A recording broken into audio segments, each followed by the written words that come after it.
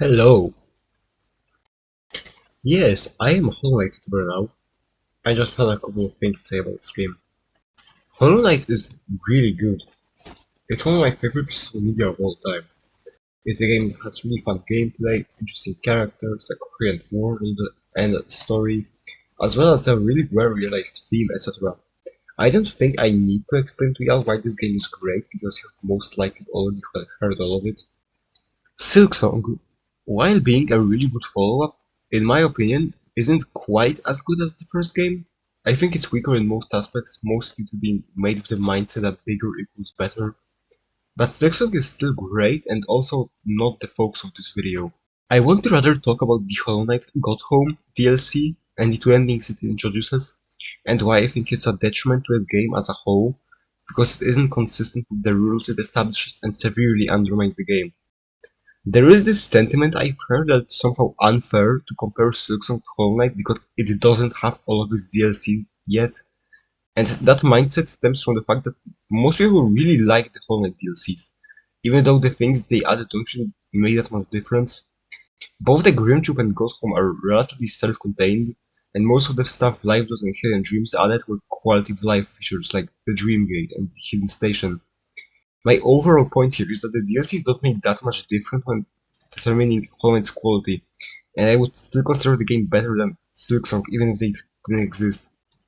In fact, I would argue that if the godhome DLC is anything to go by, the Silksong DLCs won't be very good. So now that you know my stance on this, we can get into the video proper. I guess the first thing to talk about is what the godhome even is. So is this place that exists in the mind of the Godseeker that's inhabited by this faction where they try to attune themselves to various gods of Hallownest, whatever that means. And I suppose it's important to talk about what actually counts as a god within this kingdom, because this term is a thing being thrown around really loosely. Some of the gods that are in the Hall of Gods are actually justified, like they make sense, as in they are prominent figures of great power, like the Radiance or Pure Vessel or Hornet, maybe. But the majority of these so-called gods are just some random creatures. Most of them are just stronger creatures like the Brooding Molech or the Vengeful King or Grasmother, which exist in this kingdom in massive amounts, literally infinite in the Colosseum, so why are you even including them here? Or they are just really strong mortal bugs that have above average fighting capabilities like Oro and Mato, Shiro, Sly, Dark Defender, False Knight, God Tamer, Hive Knight, Mantis Lord, Soul Warrior. There are two of these guys, so again, on what basis are we picking one of the other? Traitor Lord, Water Knights, and every single Dream Warrior. And if random creatures can be considered gods, then what was it up with this line? Hallownest. This kingdom is blessed with true gods. True. All around. The corpse of pretender gods. But not in Hallownest. But there are plenty of these pretender gods in Hallownest. Unless it doesn't mean what I think it means. The main motivation of the God Seekers is that they want to find powerful gods and don't want to find pretenders, but then they count Grasmother as a god, so exactly what is the difference between it and any other bugs in any other part of the world? Why is Hallownest so special if your basis for what I got is just a bigger bug? So my best guess is that they are starting with the weaker bugs and through them they will be able to get stronger and stronger until they are capable of getting the Radiance. But that doesn't actually answer the question of why Hallownest. It can't be the existence of the Pale King, as the game seems to be implying, because 1. He's dead, and 2. If the Godseekers came here before he died, then there are other worms in this world that most likely didn't degrade themselves to a bug form and would therefore be more powerful, that the Godseekers could have gone after, as established by the existence of the Battle of the Black Worm. If 2 worms existed in Hallownest alone, then surely there are plenty more in the world. God King, you reduced your form to match our meager shells, but why shed so majestic a hull? Surely your true immensity could have inspired devotion all the more. Obviously, other civilizations exist within this world, as established with Gigi and Jean and the existence of the Grim Troop, that would be in much better standing than Hallownest was at the time when the Godseekers learned about its existence, which would probably be after the infection started, considering that a huge part of the Radiance's story was that she was forgotten for a long time, and establishing that there was another faction that knew about her and wanted to worship her before she started the infection will undermine the entire point of that. And considering that the Godseekers will be satisfied by just a regular higher being such as Zoon, sleeping god to see thee as thou once existent, with land and dream and devotion, we would give our mind. I don't believe they picked Harvest based on its power. If they are picking on based on power, then again, surely there must be kingdoms out there in much better standing than Hallownest. And if you want to tell me that the Godseekers picked Hallownest because it was just the closest kingdom, then that's mighty convenient that the only two locations that are relevant to the story and aren't connected in any way happen to be the closest ones to each other. The Godseekers picking Hallownest specifically is really undefined and vague. Getting back to the Hall of Gods, why do some of the bugs appear in multiple versions, such as the two Hornets? This is the same bug and nothing changed about her actual power level, so why does she appear twice? Wouldn't she count as one god instead of two? What about many other bugs like Dung Defender and White Defender, or Soul Master and Tyrant, or Broken Vessel and Lost Kin? Wouldn't they also count as one bug? Another purpose of the godhome is that they want to ascend the gods themselves, so wouldn't they just start with the already more powerful versions of those same bugs? Shouldn't White Defender be the definitive version of Dung Defender and you make that more powerful? Am I stupid? I mean, maybe. Like, I'm under the impression that the versions of Oromato Shio and Hollow Knight that appear in Godhome are the already ascended ones, considering that Oro and Mato are fighting together. If you're taking the prime version of the Hollow Knight instead of just the Hollow Knight, then why don't you take the prime version of all these other bosses? And I'm also wondering about all the other powerful bugs that aren't here. Because the rules for what bugs appear in the Godhome are either it has to be defeated by the knight in the vaguest possible sense and it has to be powerful in the vaguest possible sense. Or it has to be detected by the Godseekers, in which case it doesn't have to be alive at the moment, doesn't have to be powerful at the moment, as seen with Un, the White Lady, and the Name Masters, which basically means that the only requirements for a creature to show up in Godhome is that it has to be more powerful than the average bug. That's it. So taking the Nail Masters as the bare minimum, where are the Dreamers? They are strong enough to make a seal to protect against the Radiance, even if only for a short time. They are capable of knocking down the Knight, and they are capable of sending random creatures to a Dream World. Umu and the Water Knight appeared, so why not them? Any of the other great knights besides Ogrim could also show up, so Isma, that is a source of greenery for an entire stat area, Grey Mourner, the white one whose name I forgot, and Hegemol. Dung Defender shows up, so why not them? Any of the other snail shamans who are capable of harnessing souls to create powerful spells could also be here. Like, Soul Warrior showed up. The Tamashron Vike from Fungal Waste was like presumably powerful. Queen Vespa, a queen of the hive that would presumably have some sense of higher power. Like, Hive Knight appeared, so why not her? And maybe even more if I missed more, why don't they show up? Like, the Nail Masters showed up. Well, to answer that question, they aren't relevant to the story, that's it. These specific bosses were picked because they are that. Bosses. They are foes that the knight has already gone up against, and that's the reason Hall of Gods exists. Godhome has a larger problem of becoming random shit and not being able to explain the story in a way that makes sense. So Team Cherry came up with the idea of we want the player to be able to replay bosses and equate it into the game but fail to rationally explain it, although certainly not for lack of trying.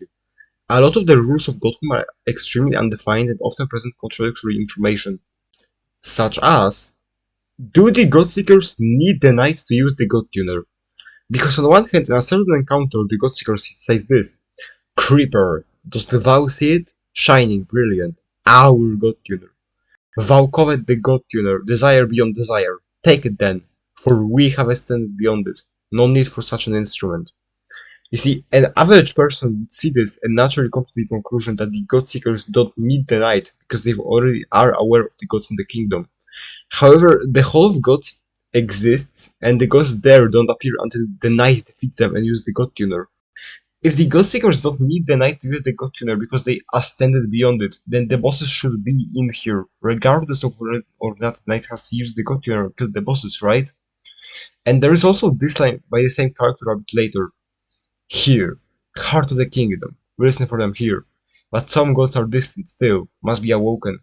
Take the God Tuner and seek ye the gods, seek, that they may find their way, tuned to mind, tuned to home.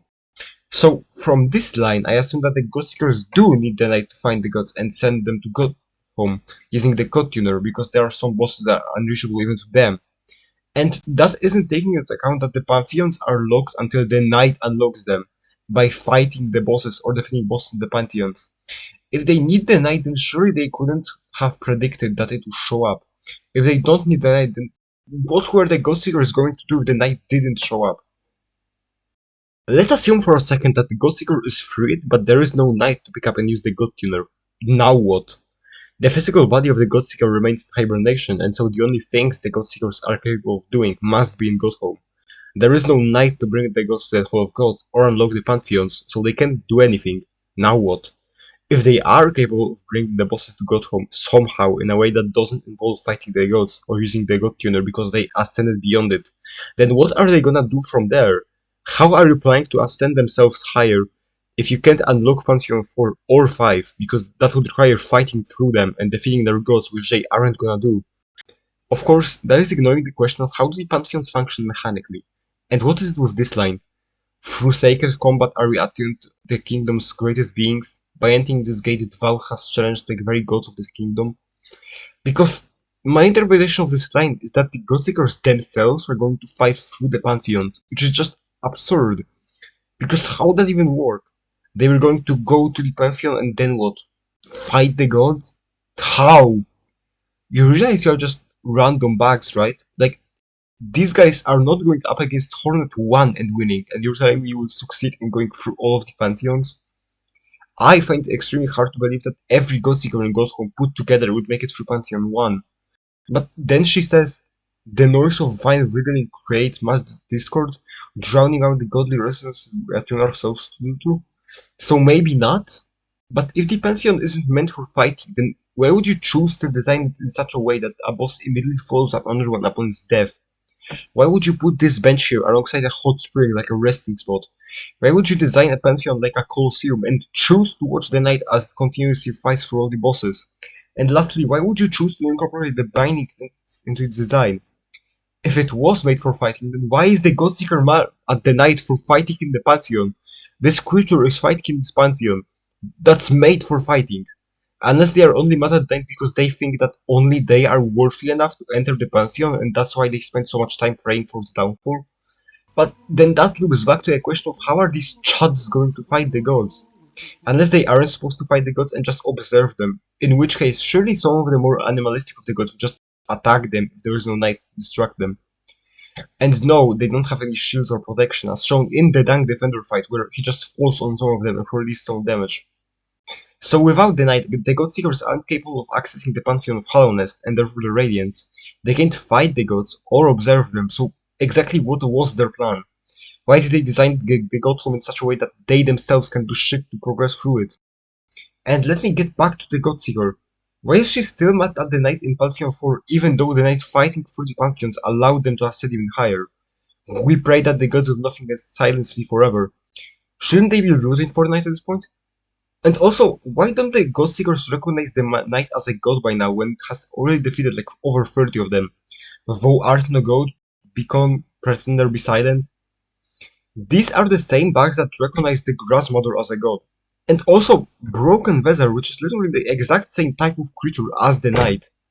You know, if it were properly explained exactly what substitutes a god to the Godseekers, it maybe would have made sense why they would choose to consider the knight a pretender. But it isn't, and so we have no idea why the characters think the things that they think. And I don't want to sound like I'm arguing bad faith, but frankly, I think that most issues of the Pantheons are due to the fact that, once again, Finchai prioritizes making the Pantheons over justifying why they exist in the universe. I'm afraid you can simply introduce an idea and make ridiculous explanations for it that make no sense. Arguably the biggest example of this are the Nailmaster boss fights. Why do they exist in the Pantheons? Why did Team Cherry decide you just had to include them? Because they really aren't that important to the story of the Godhome. They are just regular bugs that are capable of nail. Why are they so important as to warrant having an entire Pantheon built around them if not because they are powerful? It seems like the Pure Vessel and Absolute Radiance actually got that right. Bosses like them actually are powerful and important enough to have a Pantheon built around them. Pure Vessel is a version of the Hollow Knight at the peak of its power, which would be not only extremely important to the existence of the kingdom, but also very powerful in its own right.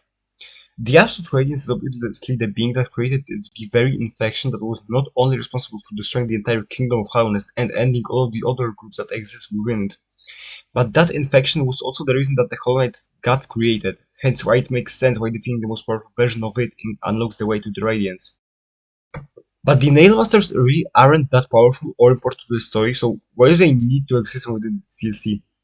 And unfortunately, I'm running out of options, and the only explanation left is that it was done only for the purpose of fan service, which isn't particularly great for the writing. I swear, most of the issues here are that I have no idea how anything works or what it is, and neither trying to figure out myself, watching lore videos, or reading the wiki has helped me with this, because it's all very vague and undefined. It's like a certain DLC for a certain game I covered a few months ago. How am I supposed to talk about this when I have no idea what's even happening on a basic mechanical level? If anything, that's a combination of both of these two DLCs put together, but without any of their actual good parts. It is fundamentally sacrificing logic for fanservice in a lot of places while being vague and undefined to a point where I struggle to understand anything that's going on at any given time. Actually, while we're at it, let's go through all the other bosses that the DLC introduces. The Nailmasters add nothing to the story and are completely pointless in their interaction. It makes no sense why they exist at the ends of their respective pantheons. Sisters of Battle expand pretty nicely in a boss fight that's already good, although they don't really add anything to the story. Wink and Nosk is pretty cool, but like strictly from a story perspective. When it comes to gameplay, it's just the most RNG based random brain dead fight imaginable. It's a cheap, worse copy of Vengefly King, which I didn't think was possible to achieve to begin with, since it's Vengefly King we're talking about. But anyway. Pure Vessel is the biggest heap of missed potential that I have ever seen within this game, and I'm tired of being perfectly fine with it. Because a concept such as the unaffected version of the Hollow Knight has near endless storytelling potential and should have been way more impactful, not only to the story but also the character of the Knight. A huge part of the Knight's high character was always treasured to the Hollow Knight, not the character itself but rather the idea, whether or not such a thing as the Hollow Knight was even possible to achieve to begin with. By the time of the story that Pantheon 4 takes place, the Knight's arc should be close to being over. If you didn't get Void Heart yet, then you are probably close to getting it. The Knight should be dead set on trying to kill the Radiance rather than replacing the Hollow Knight, because Hollow Knight failed and seen the effects of that firsthand. In its mind, the only way to stop the Radiance should be to kill her directly within the Dream Realm. So you would then assume that an uninfected version of the Hollow Knight, a one that could contain the Radiance, a one that is perfectly hollow showing up would challenge that belief in some way. It should create conflict within the Knight. Maybe it doesn't have to kill the Radiance, maybe it can contain her. Maybe becoming a Hollow Knight is possible to achieve. Fighting the Pure Vessel should have been a way more impactful moment. Have the Knight stare eye to eye with everything it could have been. Everything it used to want to be and accept that it just isn't real. It's just a dream, a possibility. It should have symbolized the Knight overcoming that purpose which it was originally made for. Another issue I have with this fight, beyond the missed story potential, is why is the Pure Vessel attacking the Knight exactly? Well, that could also be applied to the Nail Masters and Hornet considering that she's still alive and aware of the fact that she's dreaming. But the reason I'm taking issue with this Impure Vessel specifically is that this also could have been used to elevate the story. The Hollow Knight only attacked the Knight because it was controlled by the Radiance, and even then it was still fighting against it. The fight very much implies that had the Hollow Knight not been infected, it would not have attacked the Knight. Hence why I don't believe it should attack the Knight here. Simply have the Knight be the one to attack Pure Vessel. Have Pure Vessel fighting in self-defense. Maybe you could do a sort of standoff before the fight begins, and then it could end with the Knight ultimately accepting that the Pure Vessel isn't real or achievable for itself and attacking it because it now understands that it has to. Of course, you would have to set it up earlier in the Pantheon, probably through the Ghost Seeker, and do some type of work to bother showing the mindset the Knight has. But do something. Have any of these bugs be actual characters with perspective, please.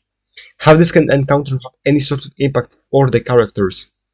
If anything, this fight is trying to be the Hollow Knight so hard. It tries to have the same impact, but utterly fails at doing so. You could say that the Pure Vessel is just a more hollow version of the Hollow Knight, which I find quite poetic. It had endless potential and squandered all of it, which is why it pisses me off when people put it above Hollow Knight, the boss that actually succeeded in exploring its ideas meaningfully. But I also have no idea whether Chimchari were even trying to do anything here. For all we know, the only reason they included this boss fight was because they found it cool, with no intention of doing anything even remotely meaningful in any capacity. After seeing the Nailmaster fight, I seriously wouldn't put it past them to make a boss fight just for fanservice, and it really saddens me. The last fight they got from adds is Absolute Radiance, and once again I'm coming here to tell you about missed potential. As I mentioned earlier in the video, a huge part of the Radiance's story was that she was abandoned by her people, and because of that she started the infection. She was barely clinging to life, and as a means of self-preservation, she destroyed everything the Pale King built. The stories of the King and the Radiance are actually pretty similar. They both represent how desperate someone can become if their life is on the line. They both do terrible things to preserve the things they love. A huge part of the Radiance was that she was abandoned. There was no one that remembered her. So one might think that that perspective would be challenged by the existence of the Godseekers. She spent so much time believing that there was no one for her, yet now, after doing so many terrible things, there is a faction that knows about her and is actively trying to worship her. I'm not asking for the race to be redeemed or any absolute change to the story. Just have her recognize the Godseekers and give us her perspective of them. Give us something of substance, have her be an actual character. Once again, I don't know if Team Cherry was even considering what these characters might think at any given moment, or if they just added the fight because it was cool and it's really sad. The last thing I want to talk about in this video is the nature of DLCs and different endings. Having a bunch of different endings is a thing that games employ pretty often, mostly because it sort of comes with the territory of making a video game. Unlike with movies or TV shows or even books, you can use the non-linearity of video games to make the story split in multiple paths to achieve very interesting outcomes. And really often games include those different endings in the form of DLCs, because they are extra content, so why not add an alternative ending to the game? As is the case with Hollow Knight. The godhome DLC added two endings that are pretty much the same thing, so I'll only cover them as one. And the interesting thing that comes with adding these endings is that you have to be very careful if you don't want them impacting and damaging the story. Establish that characters could have just made different decisions than the ones we saw them do, often serves to undermine those characters and make their actions less impactful. Hence why most games that offer different endings have to create some sort of a workaround in order to not shatter the story. Arguably the most popular one is making it so that there is only one definitive canon ending, until the other one just never actually happened in the story. No matter which ending you get, there is only one that is actually the one that happened in the lore. Hollow Knight chooses to go the way of making it so that any potential ending that you achieved in the story could have happened, but you can know that for sure. Team Cherry never took time to establish a definitive canon ending for the game, and so a lot of debates have been tackled over in the community surrounding this topic. Especially with the release of Silksong, which also didn't bother making a meaningful distinction between which one of the endings is canon. Don't get me wrong, I don't take any inherent issue with this stance. However, there are a major number of fans that, after the release of the Silksong and its Void ending, have tried to argue that the Embrace the Void ending, the one you get by completing Godhome, is somehow the definitively canon one to that Silksong ending. So take this section of the video as a warning of what would happen if the devs ever decided to pick one Hollow Knight ending and make it the canon one, and if the ending that was picked was Embrace the Void. I get that the whole discussion is strictly lore related, but I think it's wise to acknowledge what the people trying to prove the godhome ending is canon are actually advocating for. Embrace the Void deals a major amount of damage to plenty of characters and concepts. To start this showcase, I want to compare the places that the final battles take place in between Godhome and the Temple of Black Egg, and how these respective places are built up and introduced in the story. The Temple of the Black Egg is the place housing the Hollow Knight, which is the very character because of which the Knight can bring a kingdom. Accessing the temple is very important because it will ultimately lead to the fight with the Hollow Knight, and so either the Knight taking its place or defeating the Radiance. The first time we see the temple is in this cutscene with the Hollow Knight. It's accessible from the very beginning of the game, and accessing it is then made the very point and the main goal of the entire game, short of made the story the Knight. The goal of the game is confronting the Hollow Knight, and that requires accessing the temple. Getting into it and how hard it will prove to be is a major plot point within the story of Hollow Knight. If anything, is the main point of motivation for the Knight. It has to find a way to get inside, so it heads to the City of Tears, the capital of the kingdom, and a place that would naturally have the answer to that question, where it finds Hornet and is motivated to begin its arc, and its journey to learn about its past, which takes place next to the statue of the Hollow Knight that marks the temple on the map. It doesn't find the answer there, so it keeps exploring and learning about the kingdom, eventually making its way to Crystal Peaks and Resting Grounds, where it learns about exactly where the tumors are and what it has to do to kill them in order to get into the temple, and gets the Dream Wheel. From then, the game focuses on finding and killing the Dreamers, which is why it keeps exploring and finding the abilities necessary to achieve that, to get to the Dreamers. Every single action that the Knight takes within the game tracks to either getting into the temple or undergoing its arc about learning about its past and accepting itself. The temple is directly connected to fighting the Hollow Knight because, as we are led to believe, entering this is the only way to get to the Hollow Knight. Godhome, on the other hand, exists within a junkyard at the deepest, most hidden corner of the kingdom, in a pretty forgettable area. It isn't established or mentioned anywhere else in the game, and lacks narrative setup to mean anything in the story of the game, unlike the Black Egg Temple, which actually was set up and made important. The Temple of the Black Egg is a crucial part of the game. It is the most important place in the game. And to tell me out of nowhere that there exists another area that also allows fighting the Hollow Knight and the Radiants, but doesn't require nearly enough effort to access, starts to undermine the concept of the temple because it's no longer as crucial to the story as it was made out to be. Additionally, making Embrace the Void canon would mean that the Knight canonically has never gone inside of it and confronted the Hollow Knight. So now this game has placed so much weight on this specific area, yet all of that setup goes absolutely nowhere in order to throw another option last minute that isn't as impactful. And don't even think for a second that it's important to a story in any way. Godhome being hidden, coming out of nowhere, and being a much less important to a story way to find the Radiance is never leveraged as the point of the area. It doesn't accomplish anything thematically. The Dream No More ending actually does a far better job of doing this. It follows up all the setup that was given to the temple and makes us accessing it an actual impactful moment. The Temple of the Black Egg is a perfect example of how the Godhome DLC and ending tend to hijack the narrative. It fails to pay off major things that the game has previously set up in order to introduce its own idea as replacements for those elements of the story that aren't nearly as impactful because they lack the same setup that was given to the ideas it tries to replace. Hence why their setup also falls flat. It's arguably the worst out of a bad situation. You are simultaneously introducing a new idea out of nowhere while making other parts of the game that used to be important irrelevant in the process. Another thing that the Godhome ending does is writing the Hollow Knight out of the ending. This is the character whose name is in the title of the game. It's not even in the ending. It tries to replace it with Pure Vessel, but not only fails to make it as impactful as the boss it replaces, but also squanders the potential it had to expand the story in a way that Hollow Knight couldn't. I already talked about both it and Absolute Radiance in this video, so I will just skip past them. Another character who is damaged because of Embrace the Void is Hornet, which isn't even in the ending, just like the Hollow Knight. As opposed to taking a proactive role in the story, like she did throughout the entire rest of the game up to this point. She just sort of stands there, not knowing what to do, and I take issue with it. People will inevitably defend this ending by saying that the arc of the night still happened and the same things were still technically achieved in the process, but not really. Hornet was a major player which pushed the knight to discover its past and go its arc, which ended in the knight being able to find another way to stop the infection by killing the Radiants. Hornet was the main player in the story which helped the knight on its way and facilitated its journey.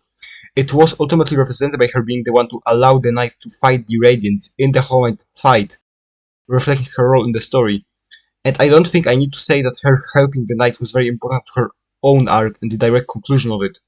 Embrace the Void having Hornet just do nothing not only serves to cheapen her story and undermine her journey across the story of the game, but also lessen her importance. And the thing here is that Godhome doesn't even try to replace her by some other character.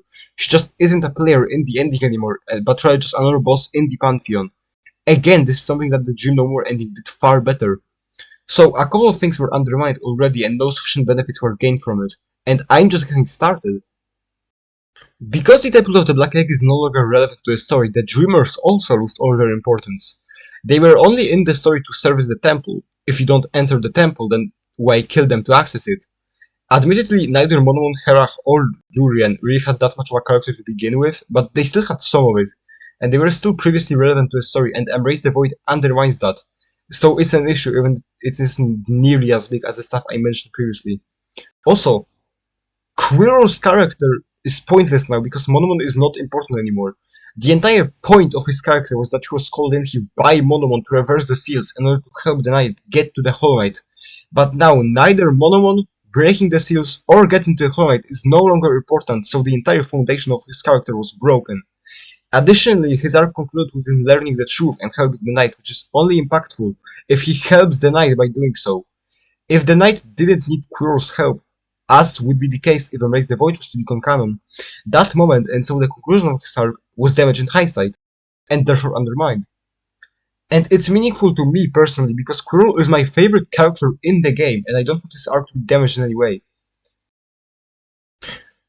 There probably are even more concepts and characters that are undermined by making Embrace the Void canon that I simply didn't pick up on. But even if there aren't, I feel as though I have more than sufficiently proved that Embrace the Void damages a number of things that are important to the story. It fails to give any meaningful conclusion to a goal to open the Black Egg Temple, on which a lot of the plot of the game was built on. It erases both Horded and the Hollow Knight from the ending, and undermines the Dreamers and the entire story of Quirrell. So I suppose now is the time to talk about the stuff that the ending actually adds to the game. What are all these concepts damaged for? Well, Embrace the Void most of the same things as Dream No More did. The Knight still fights the Radiance and ends the Plague. But at that point, I would just ask you this. If the Embrace the Void ending achieves the exact same things as Dream No More, both thematically and in terms of what actually happens, then what exactly is the point of including it? What purpose does it achieve in the story? And yes, I get why it exists from a gameplay perspective. I think it's a fine reason, but if you're already doing it, then you could maybe add something to the story, or the pre-existing characters, or do anything with the ideas you introduced. And definitely don't undermine any of your concepts. The major differences I can think of when it comes to the consequences of that ending, except the ones I talked about so far, are 1. The Hollow Knight survives the events of the game, which is related to the issue I talked about a minute ago, raising its character. Also, it isn't really all that meaningful, and if Team Cherry keeps consistent with their mindset of the endings, then we will never get any sort of a follow-up on this. The Shade Lord gets created, which is just like the Hollow Knight, will never have any sort of a meaningful follow-up if Team Cherry decides to keep their perspective on the endings, as was literally proven by the Silksong ending. The Shade Lord didn't do jack shit. If you're gonna tell me that the exact same thing could have been achieved if the Knight did not become the Shade Lord, then what was the point of creating it? 3.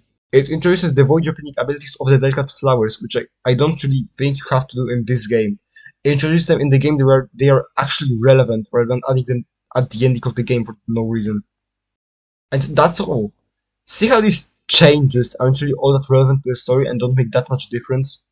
As I mentioned earlier, the DLC really has an obsession with doing stuff just for fan service. Call me a conspiracy theorist, but my theory on this is that Team Cherry had no idea how to explain the things they wanted to add to the game.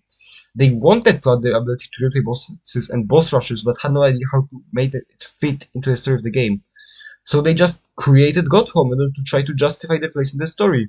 They just didn't do a really good job of it. And because they didn't know what to do, they just made it as vague and confusing as it can possibly be, while still making it seemingly understandable. It's an unsolvable puzzle that feels solvable.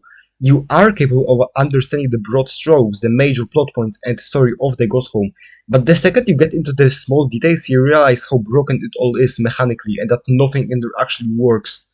And while I am sympathetic to it, I was always of the idea that if you can't make something fit into the story without damaging anything, then just don't do it.